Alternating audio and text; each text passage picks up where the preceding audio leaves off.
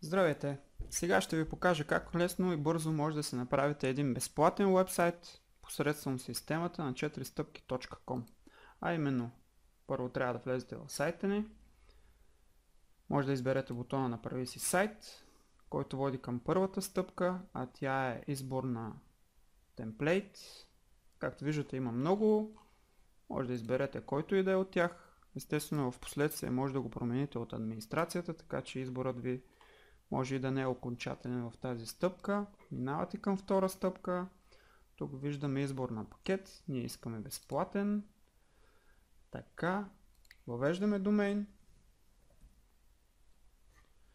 Домейн 1 си избрах аз, примерно.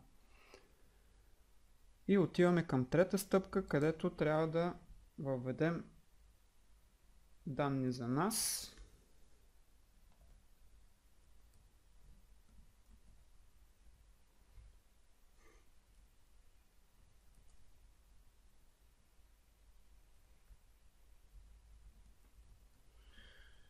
Тук въвеждаме имейл адреса си.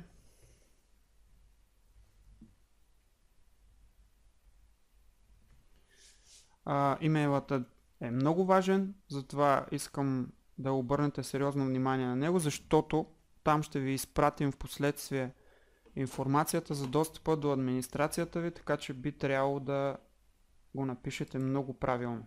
Просто го проверете два пъти, ако трябва. Тук избираме езика на сайта. За безплатната версия имаме само един език.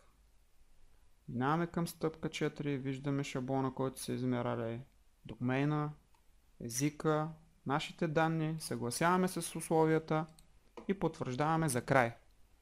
Както виждате, в последствие получаваме финалните надписи, които ни съветват да проверим имейла си, за да получим достъпа до администрацията, която ще имаме за нашия сайт.